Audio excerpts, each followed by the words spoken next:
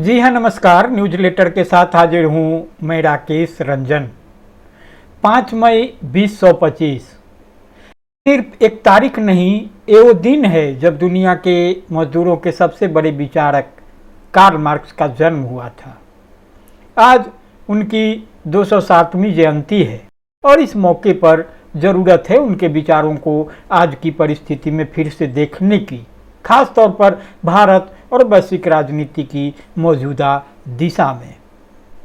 तो Karl Marx और Frederick angles, दो नाम एक विचार, पूंजीवाद के खिलाफ वैज्ञानिक विश्लेषण और सामाजिक क्रांति का रास्ता।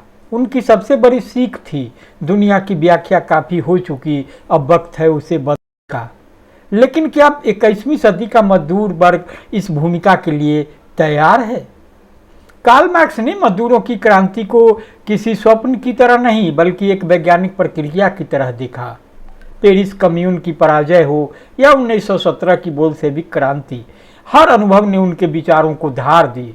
उन्होंने साफ कहा, मजदूर वर्ग पूंजीपतियों की बनी बनाई राजमशीन से काम नहीं चला सकता।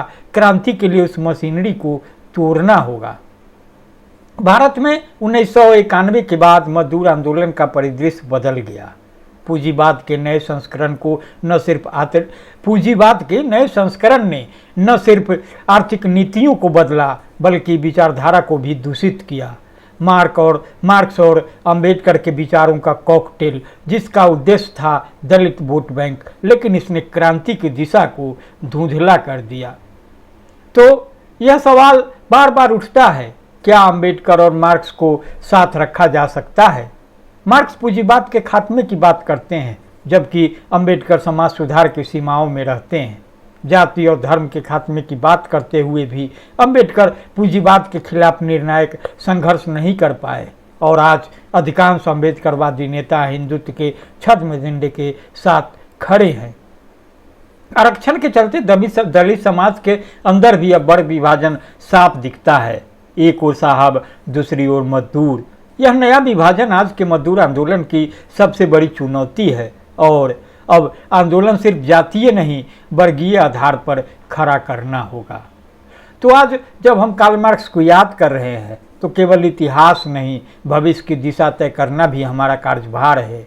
आज फिर से सैद्धांतिक स्पष्टता की जरूरत है, ठीक वैसे ही जैसे मार्क्स और एंगल्स ने प्रूदों, बकुनिन और लासाल के सामने दिखाई थी, क्योंकि बिना सैद्धांतिक स्पष्टता के कोई भी क्रांति सिर्फ भीड़ होगी, विचार नहीं। तो 5 मई सिर्फ याद करने का दिन नहीं, यह दिन संकल्प लेने का है कि मजदूर वर्ग फिर से उठेगा, संगठित होगा और इस बार पूंजी की बनाई मशीनरी को तोड़कर एक नया इतिहास रचेगा। तो आज इतना ही। अगर आपको यह विश्लेषण पसंद आया हो तो वीडियो को लाइक करें, शेयर करें और चैनल को सब्सक्राइब करें।